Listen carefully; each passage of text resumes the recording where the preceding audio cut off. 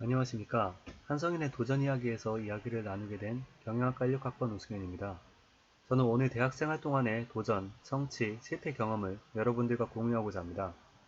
나름 도전의 연속이었던 저의 대학생활 이야기를 통해 학우분들에게 조금이나마 도움이 되었으면 하는 바람으로 지원하게 되었습니다.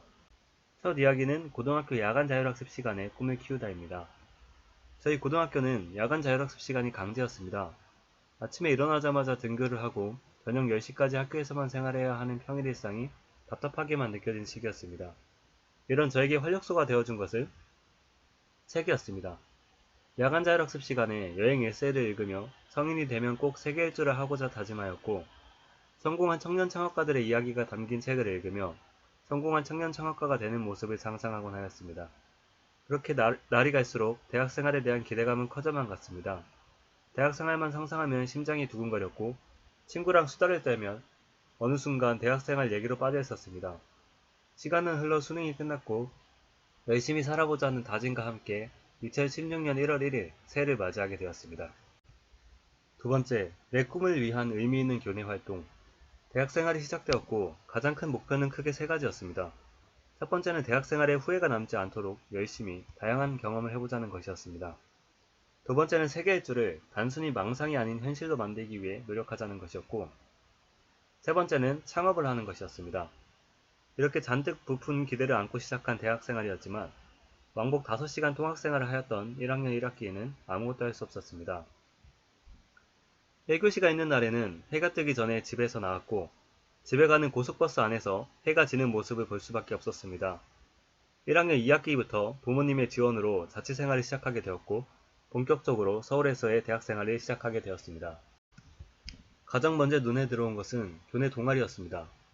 교내 테니스 동아리, 영어 동아리, 창업 동아리 활동을 시작하였는데 새로운 사람들과 새로운 경험을 할 수 있는 좋은 기회였습니다. 동아리 활동을 통해 테니스는 직장인이 돼서도 꾸준히 하게 될 취미생활이 되었으며 창업 경진대회에 출전할 수도 있었습니다. 학과 동기들과는 잉글리시 라운지에서 진행되었던 프로그램인 그룹 스피킹을 함께 하였습니다. 두 학기 동안 원어민 교수님과 영어로 대화하는 시간을 가지며 해외여행을 가도 천천히 대화하면 어떻게든 의사소통은 되겠구나 하는 자신감을 가지게 되었습니다. 당시에는 한 번도 외국인들과 대화를 해본 경험이 없었기 때문에 외국어로 대화한다는 것에 대한 막연한 두려움이 있었습니다.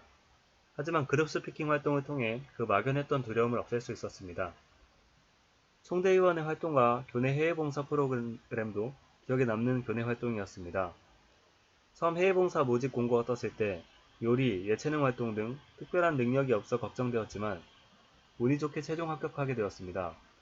어떠한 역할도 맡게 된다면 열심히 할 수 있다고 강하게 어필했던 기억이 납니다. 한 학기 동안 태권도와 K-팝 공연, 교육봉사 수업자료 등을 열심히 준비하면서 많은 시간이 들었지만 몽골에서 잊지 못할 한 달간의 시간을 보내고 올 수 있었습니다. 세 번째, 세계 일주를 향한 도전. 전설한 바와 같이 고등학교 야간 자율학습 시간에 여행 에세이를 읽으며 세계 일주에 대한 꿈을 키워왔습니다. 방학 기간이 있는 대학생이기에 해외여행을 할 수 있는 기회가 열려있지만 가장 문제되는 것은 돈이었습니다. 교내 입학관리팀에서 약 1년간 근로활동을 하면서 여행을 위한 자금을 모았고 근로비가 매달 들어오는 것이 아니기 때문에 생활비를 위해 서울 밤도깨비 야시장 스테이를 하기도 하였습니다. 한 번씩 지칠 때는 세계 일주를 위한 여행 통장을 보며 힘을 내곤 하였습니다. 꾸준한 아르바이트 덕분에 목돈이 제법 쌓이게 되어 방학 때마다 해외여행을 다니기 시작하였습니다. 일본, 베트남, 홍콩, 중국, 해외봉사로 몽골까지 다녀오게 되었지만 한 번도 아시아권을 벗어나 보지 못한 것이 아쉽게 느껴졌습니다. 결국 유럽 여행을 결심하게 되었지만 주변 친구들이 금전적인 이유로 동행할 수 없는 상황이어서 혼자 유럽 여행을 떠나기로 결심하였습니다. 살면서 국내 여행도 혼자 떠나본 적이 없는 저였지만 혼자 유럽을 간다는 것에 두려움보다 설렘이 앞섰습니다. 혼자 떠나는 여행이 어떨까? 갔다 오면 가기 전에 나와 어떤 점이 달라져 있을까? 수많은 생각과 함께 약 한 달간 혼자 떠나는 유럽 여행이 시작되었습니다. 이 여행을 통해 무엇을 얻었을까요? 저는 약 한 달간 체코를 시작으로 독일, 폴란드, 헝가리, 오스트리아를 거쳐 다시 체코로 돌아와 아웃하는 여정을 보냈습니다. 여행을 하며 수많은 외국인 친구들을 만났으며 귀국 후에도 가족같이 지내는 한국인 친구들을 사귀었고 처음으로 유럽 음식을 먹어보기도 하였고 처음으로 야간 열차를 타보았습니다. 처음으로 아시아를 벗어나 보았고 처음으로 오롯이 나를 위한 여행을 해보았습니다. 여행 이후 맥주광이 되었으며 소매치기 걱정 없는 우리나라를 사랑하게 되었습니다. 그리고 이번 유럽 여행으로 10개국 여행이라는 목표를 달성할 수 있었습니다. 이제는 세계 일주에 대한 욕심이 더 강해졌고 세계 일주를 위한 삶을 설계하고 있습니다. 어쩌면 교내 근로가 아니었다면 학기 중에 돈을 모으기란 쉽지 않았을 것입니다. 그렇기에 꿈을 위해 교내 근로를 했던 것은 최고의 선택이었던 것 같습니다. 모든 재학생들이 근로를 할 수 있는 것은 아니지만 꿈을 위한 자금이 필요하다면 열심히 아르바이트를 해서라도 모아야 한다고 생각합니다. 돈이 없다고 주말에 집안에만 있기에는 너무나 아까운 청춘이고 경험해볼 것이 많은 세상이기 때문입니다. 이제 제 또래 친구들을 만나면 습관같이 이런 얘기를 합니다. 열심히 아르바이트를 해서 당장 여행을 떠나라. 절대 후회하지 않을 거야. 네 번째, 여행 플랫폼 창업 도전과 실패. 교내 창업 동아리 활동을 하면서 창업에 대한 관심은 더더욱 커져만 갔습니다.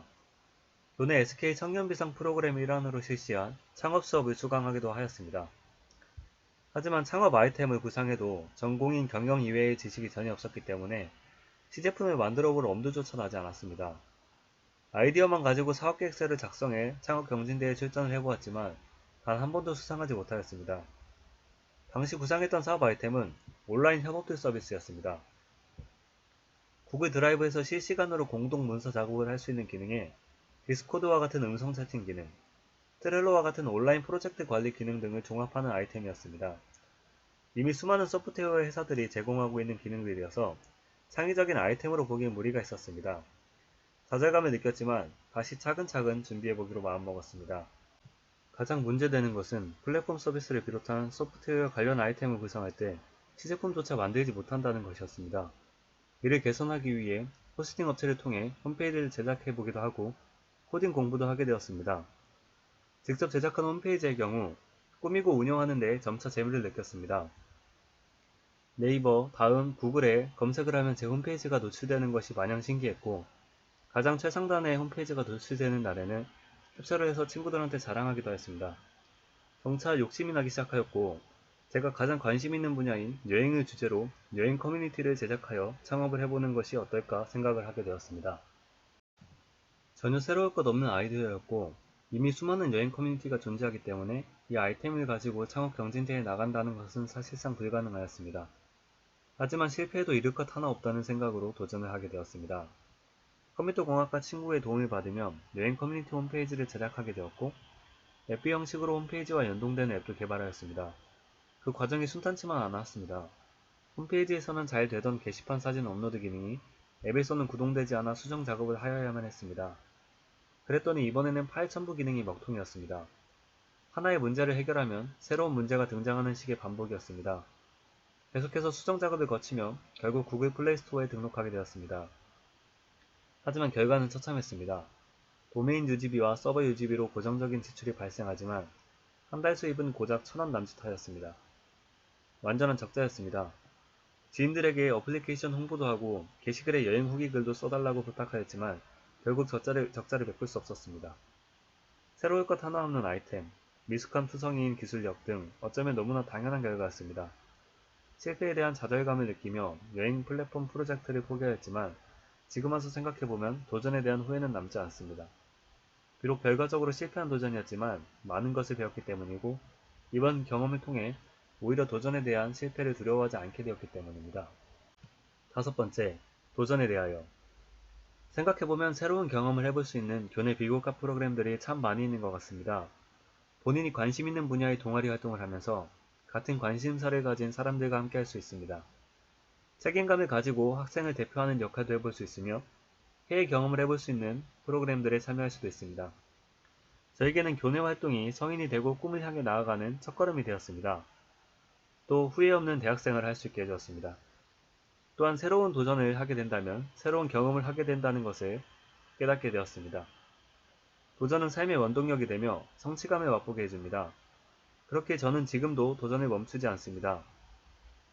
최근에도 5개 공공기관에서 주최하는 일자리 창출 아이디어 공모전에 도전하여 1위를 하는 등의 좋은 결과를 얻기도 하였습니다.